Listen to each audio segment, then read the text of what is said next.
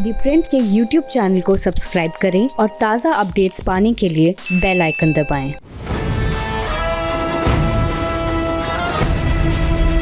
काला कैसा नाम है रे?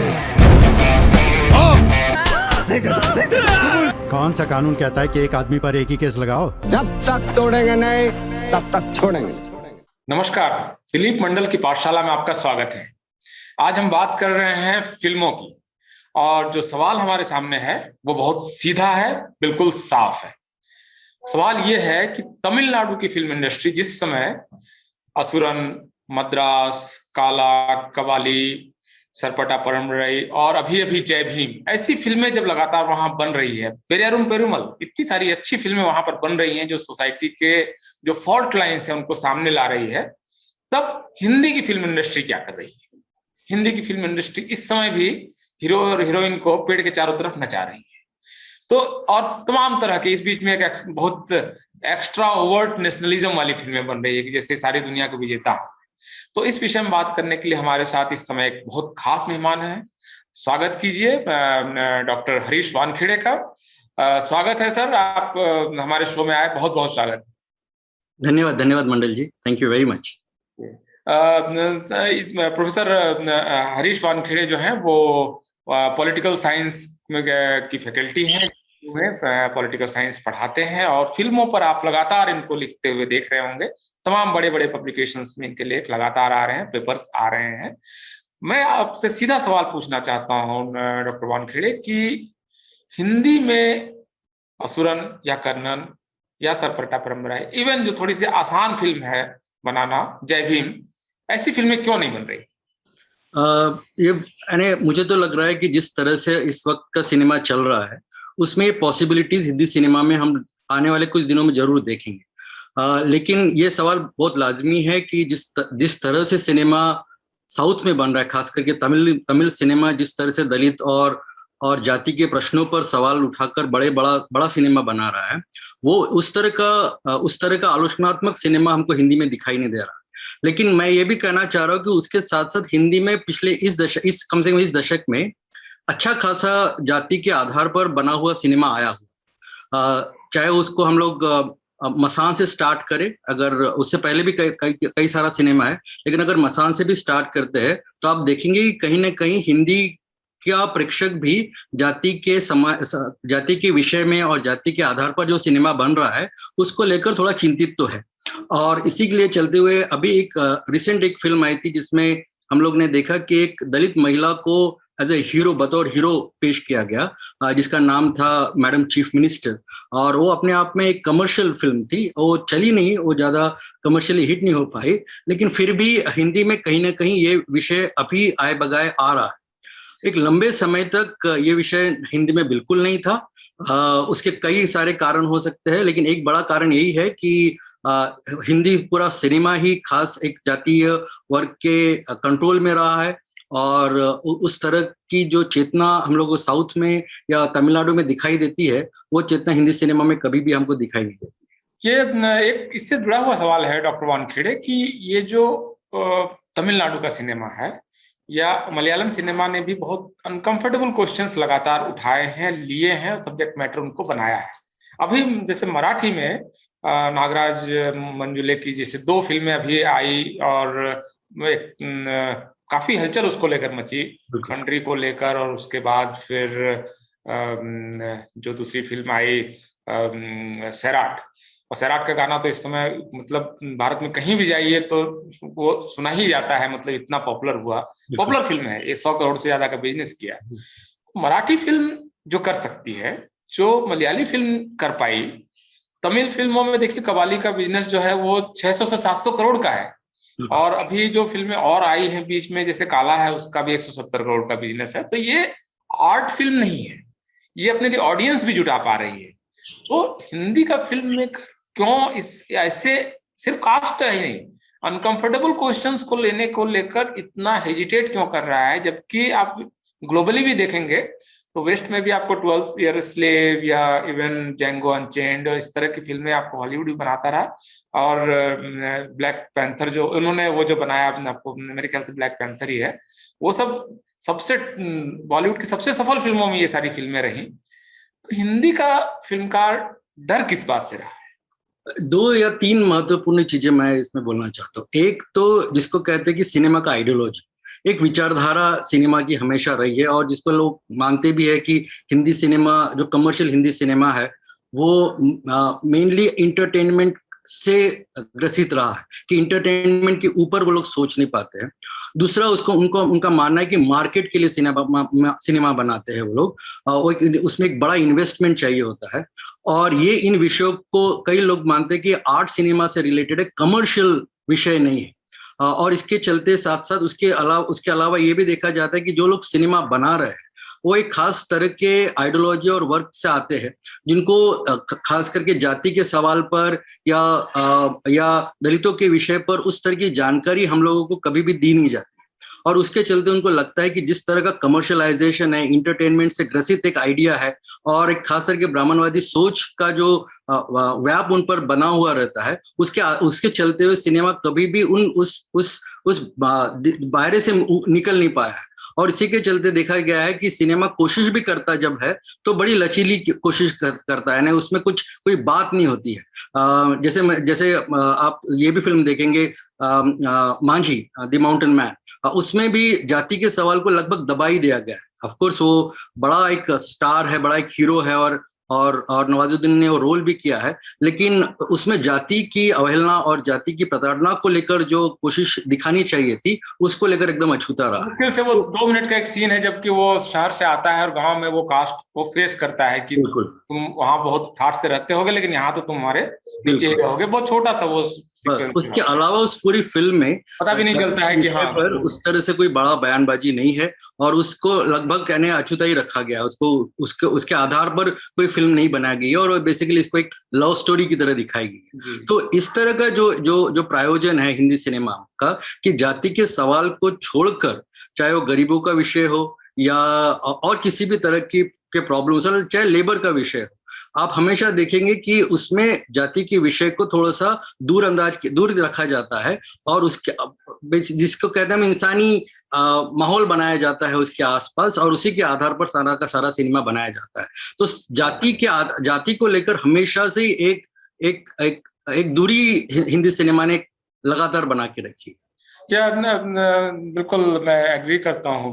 मुझे लगता है कि ये this is very important point, and I would like to you to just situate this question in the historical context, how this whole thing evolved over the years, especially the Hindi cinema from Ajut Kanya to Sujata to this Article 15. How you see caste as a matrix in this whole discourse and debate?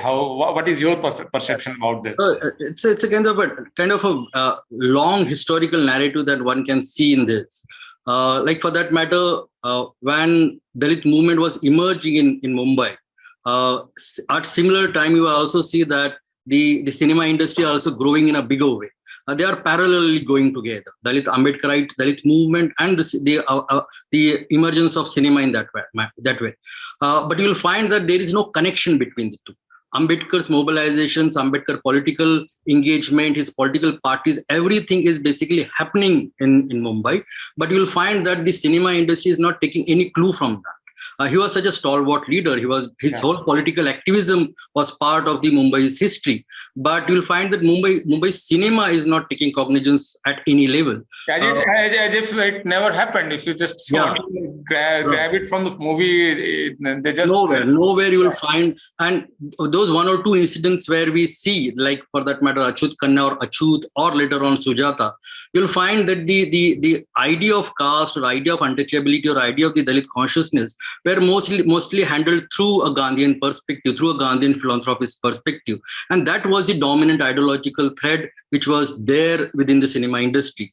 You'll find that either the cinema is about entertainment, or if you wanted to understand the ideological parameters of the cinema, it is either Gandhian or what they call the Nehruvian socialists. That was a larger ideological domination that we can see in Hindi cinema at the beginning, and for a very, very long time it remained there. And that's why it was thought that caste or Dalit questions are basically disruptive questions. They are problematic questions.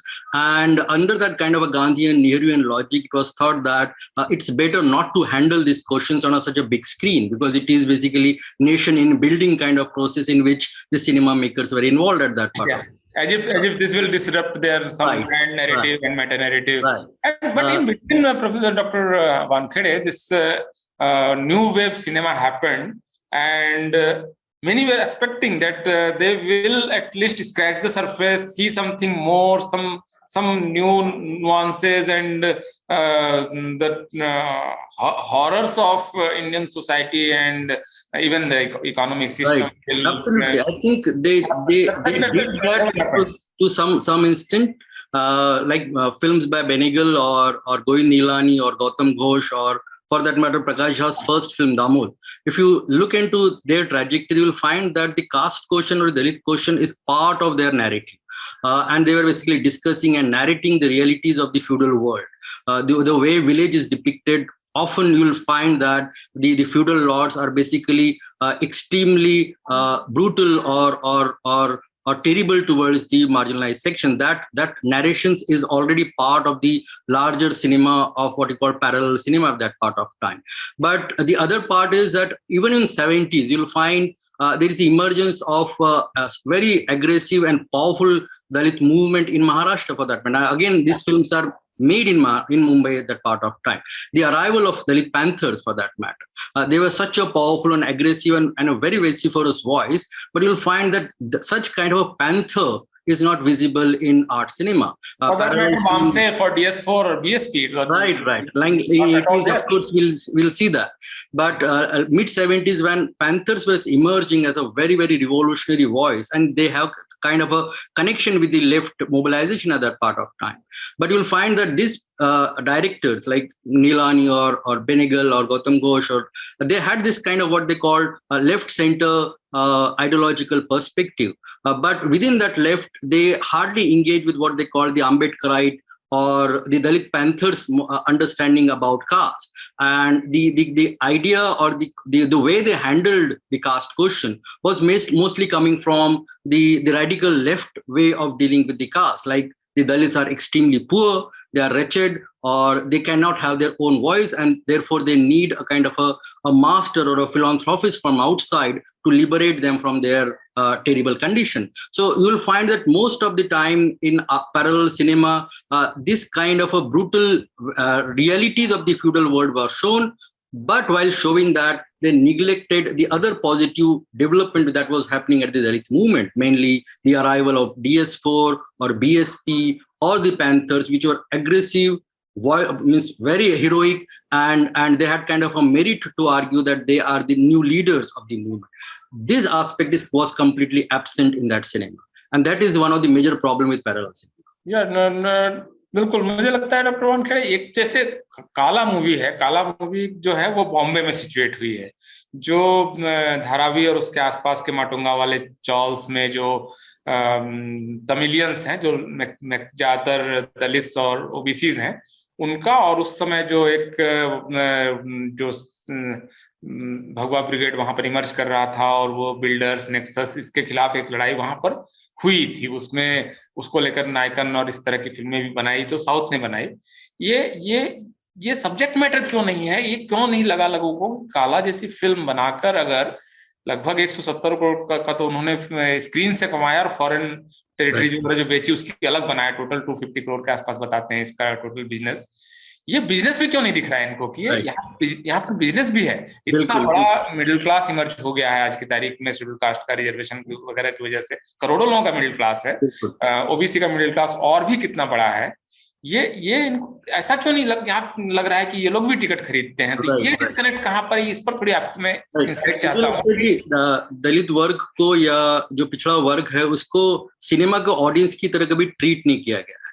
उनको समझा गया कि ये entertainment के उपभोक्ता है, और अगर इनको किसी भी तरह का इंटरटेनमेंट दिया जाएगा जिसका कोई बेसिकली क्रिटिकल या क्रिएटिव समझदारी नहीं होगी, तो ये जनता इन जनरल खुश रहेगी। और मुझे लगता है कि हिंदी कमर्शियल सिनेमा का ये एस्पेक्ट हमेशा ही बना रहा कि ये बेसिकली अपने आप को इंडस्ट्री की तरह ट्रीट करते हैं और सिनेमा को आर्ट की तरह कभी ट्रीट नहीं कर पाया है। कभी भी सोशल रिस्पॉन्सिबिलिटी उन्होंने शो नहीं की है अपने सिनेमा में, और इसके चलते हुए उनको हमेशा लगता है कि बिना प्रॉफिट का सिनेमा सोच नहीं सकता इंडस्ट्री। और वहीं रही जाति के प्रश्नों की बात या दलितों की बात, हमेशा उसको एक तरह का एक पॉलिटिकल एजेंडा की तरह ट्रीट किया गया कि अगर इनकी विचारधारा उठाते हैं या इनके बारे में बात करते हैं तो लार्जर जो सोशल हेजिमनी है इंडस्ट्री की भी इन जनरल और लार्जर पॉलिटिकल कंट्रोल जो है उसको कहीं ना कहीं धक्का पहुंचता है। तो दोनों को सहेजने के लिए, दोनों को एक तरीके से प्रोटेक्ट करने के लिए इन विषयों से हमेशा मुंह मोड़ा जाता है, जो मुझे लगता है तमिलनाडु में कम से कम नहीं। यहीं से एक दूसरा सवाल बल्कि उठता है कि तमिलनाडु में कैसे हुआ, या महाराष्ट्र में होना शुरू क्यों हुआ, या मलयालम में क्यों बना। तो ये अब अगर सवाल को उलट दें तो तमिलनाडु में क्या हुआ पिछले 10 साल में, क्योंकि बिल्कुल से एकदम बाढ़ आ गई और पूरा अब इसके अलावा कोई कामयाब फिल्म है ही नहीं। अगर ये सारी फिल्में हटा दें हम, असुरन, कर्णन, काला, कबाली, ये सारी फिल्में हटा दें, फिर वहां कोई पॉपुलर फिल्म है ही नहीं। मतलब पूरा एक स्पेस इन्होंने ले लिया। ये तमिलनाडु में क्यों हुआ? ये सवाल मेरे ख्याल से उसके इतिहास में हमको मिल जाएगा कि जिस तरह का प्रोग्रेसिव और रेडिकल और सोशल जस्टिस से रिलेटेड मोबिलाइजेशन और मूवमेंट पॉलिटिकल लेवल पर रहा है, और उसका एक बड़ा प्रभाव आपको सिनेमा पे भी वहां पर दिखाई देता है।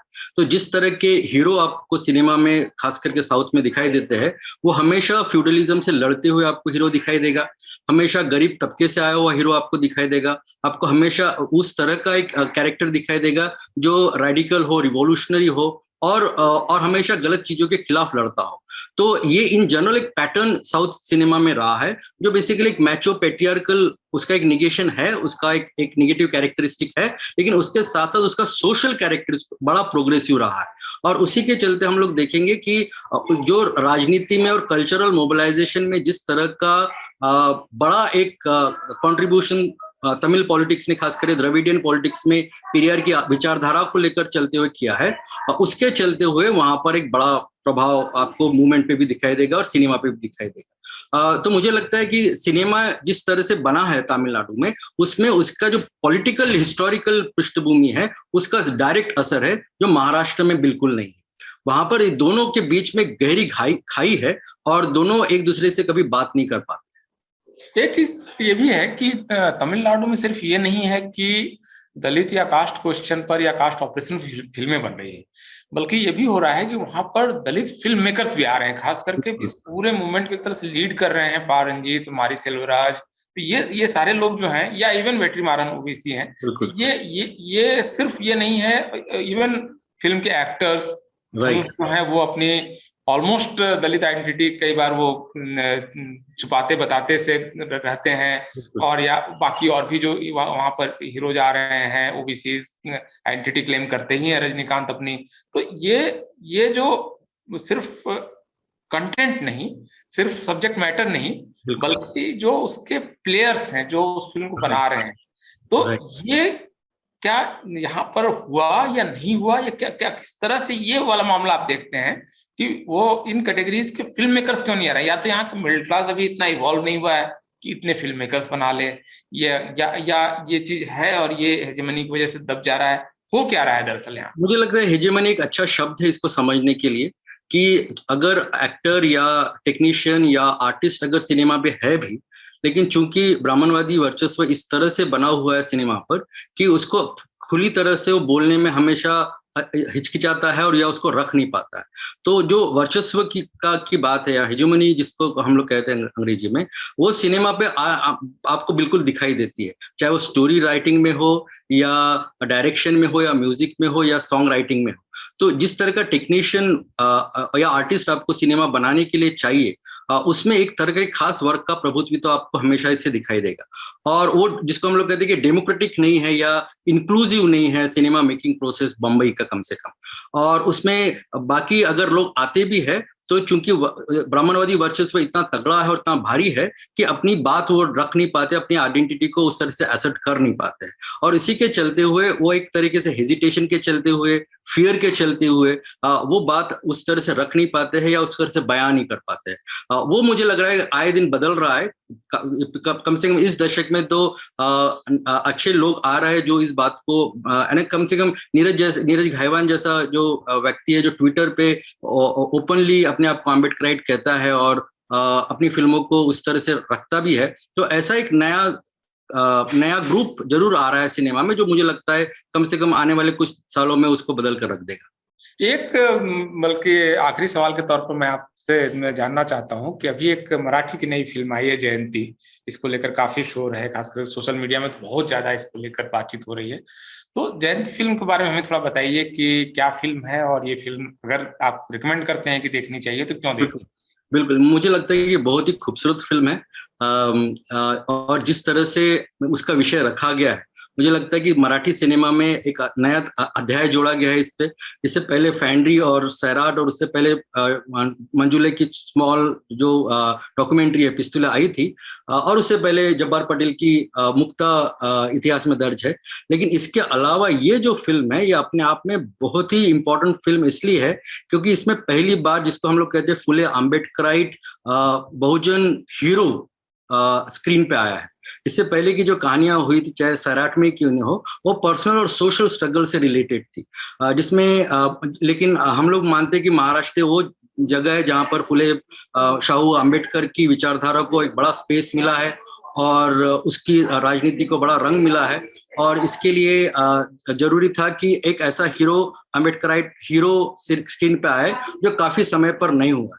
मुझे लगता है जयंती ने वो काम करके दिखाया है कि सिर्फ हीरो के तौर पर नहीं, उसकी पूरी विचारधारा को भी बहुत सक्षम तरीके से, बहुत ताकत के साथ उसने पर्दे पर रखा है, और इसीलिए ये एक तरह का नया अध्याय आप लोगों को इस फिल्म में दिखाई देगा। और इसलिए मेरी भी अपनी गुजारिश है सब लोगों से जो मराठी समझते हैं, सबटाइटल के साथ अगर मिलती है तो जरूर देखें, बहुत सुंदर फिल्म है।